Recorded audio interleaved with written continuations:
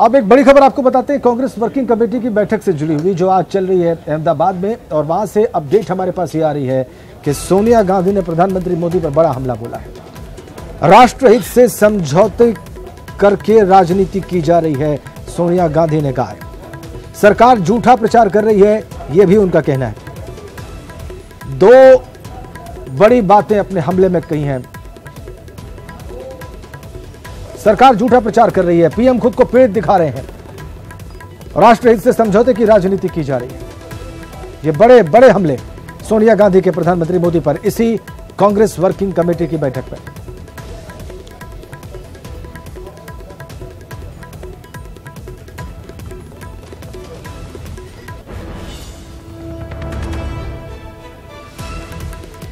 सरकार झूठा प्रचार कर रही है, प्रधानमंत्री खुद को पीड़ित दिखा रहे हैं और राष्ट्रहित से समझौता किया जा रहा है। तीन बातें प्रमुख रूप से अपने हमले में प्रधानमंत्री मोदी के ऊपर जो हमला किया है यूपीए की चेयरपर्सन ने,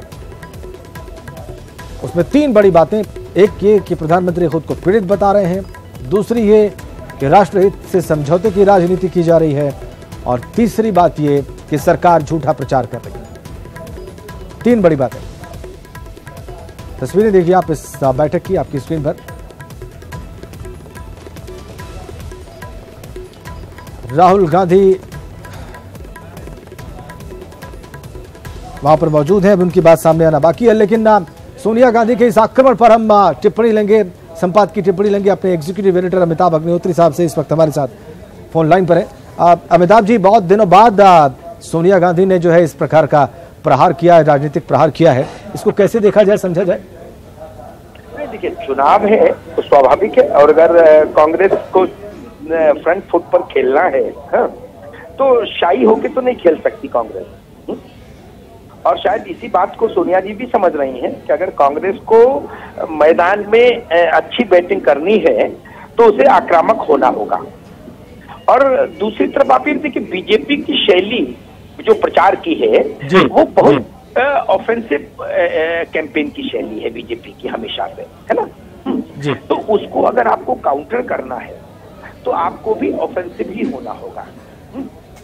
आप एक आक्रमण का मुकाबला तभी कर पाएंगे जब दूसरा आक्रमण होगा। इसलिए मुझे लगता है कि सोनिया गांधी ने ये रास्ता चुना कि नहीं, फ्रंट पर खड़े होकर खेलो।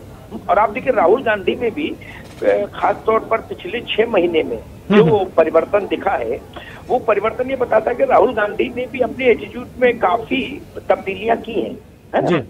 और अब राहुल गांधी भी, आप उनके भाषणों को सुनिए तो वही तलखी, वही सब चीजें दिखाई देंगी जो नरेंद्र मोदी के कैंपेन का हिस्सा रहती थी कभी। तो इसलिए मुझे लगता है कि कांग्रेस ने बीजेपी से कैंपेन करने की शैली जरूर सीखी है कि कह सकते हैं सर कि attack is the best way of defence. Yes, हाँ, ये पुरानी कहावत है भाई, और कांग्रेस को ये देर से समझ में आई, लेकिन चुनाव से पहले आनी ही थी, है ना। और चुनावों में सोनिया गांधी हमेशा आक्रामक रही हैं। कई बार उस आक्रामकता में सेल्फ पोल भी कांग्रेस ने किए। जैसे जब मोदी जी गुजरात के चीफ मिनिस्टर थे तो उन्होंने वहां कैंपेन में कह दिया था कि मौत के सौदागर, तो उसका कांग्रेस को खामियाजा भी उठाना पड़ा। लेकिन मुझे लगता है कि कांग्रेस अब ऑफेंसिव मूड में ही पूरे देश में दिखना चाहेगी। जी, बहुत शुक्रिया आपका अमिताभ साहब। अमिताभ अग्निहोत्री हमारे एग्जीक्यूटिव एडिटर ये बता रहे हैं कि आक्रमण की नीति यहाँ पर अख्तियार करती दिख रही है कांग्रेस पार्टी, और सोनिया गांधी ने जो हल्ला बोला है प्रधानमंत्री मोदी पर, वो इसी का हिस्सा, इसी रणनीति का हिस्सा। और बहुत मुमकिन है कि आने वाले दिनों में हमें इसी प्रकार के तीखे हमले दिखाई दें कांग्रेस पार्टी के प्रधानमंत्री के ऊपर, बीजेपी के ऊपर, रूलिंग पार्टी के ऊपर, सरकार के ऊपर।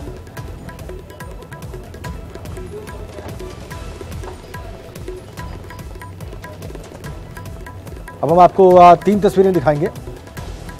फिलहाल तो आपकी स्क्रीन पर बैठक की तस्वीर है, लेकिन अब आपको 3 तस्वीरें दिखाएंगे। ये रही एयरपोर्ट पर स्वागत कैसे हुआ गांधी परिवार का, यानी कि सोनिया गांधी का, राहुल गांधी का, प्रियंका का।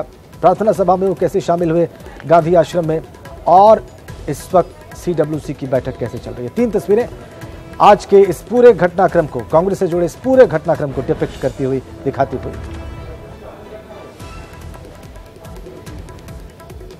और इस बैठक से पहले जो बयानात आए वो भी हम आपको सुनवाते हैं। काफ़ी मुद्दे हैं इनकी सरकार की जो विफलताएं रही है, और वो विफलता को कवर करने के लिए ही तो राष्ट्रवाद, आतंकवाद, उग्रवाद के सामने लड़ते हुए तो हमारे नेताओं ने जान दी है, अपने देह के टुकड़े किए हैं। और इतना ही नहीं, उससे विपरीत ये लोग तो अजहर मसूद को वहाँ तक छोड़ के आ गए, कंधार तक, साथ साथ पैसे भी दे के आ गए। और जब राहुल जी ने उसके साथ जी लगाया तो व्यंग में लगाया, सरकास्टिकली, कि ये इनके लिए इतनी महान व्यक्ति थी कि उसको वहाँ तक छोड़ के आ गए। अगर ये कॉमन सेंस भी अगर किसी के समझ में नहीं आता, उसमें दोष किसका है? उनकी गलती, हमारी क्या गलती है कि कांग्रेस पार्टी बिल्कुल सशक्त और मजबूत तरीके से भारतीय जनता पार्टी को कड़ी चुनौती देने वाली है।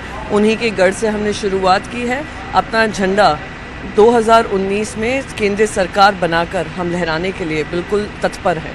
लड़ाई जनता के बीच में है और जनता इनको नकार रही है। छत्तीसगढ़ का नतीजा देख लीजिए, मध्य प्रदेश का नतीजा देख लीजिए, राजस्थान का नतीजा देख लीजिए। वो एक आईना है और उनको देखना चाहिए। इस तरह से विधायक को तोड़ के, लालच दे के, लोभ देकर, पैसा पद का लालच देकर, इसे तोड़ने से फर्क नहीं पड़ता। आगे बढ़ते हैं एक बड़ी खबर के साथ। सहारनपुर पुलिस के बड़े एक्शन की खबर के साथ उन्होंने भीम आर्मी चीफ चंद्रशेखर को हिरासत में ले लिया है, डिटेन कर लिया है। धारा 144 को तोड़ने के आरोप में हिरासत में लिया गया है। देवबंद पुलिस ने ऐसा किया है। आदर्श आचार संहिता के उल्लंघन का भी मामला है, धारा 144 को तोड़ने का भी मामला है। देवबंद के किसी स्कूल में रखे जाने की बात हो रही है। पदयात्रा निकालते वक्त पुलिस ने हिरासत में लिया है भीम आर्मी चीफ चंद्रशेखर को। बड़ी खबर सहारनपुर से। धारा 144 और आदर्श आचार संहिता के उल्लंघन में शामिल पाया है सहारनपुर पुलिस ने, देवबंद पुलिस ने, और डिटेन कर लिया, हिरासत में ले लिया।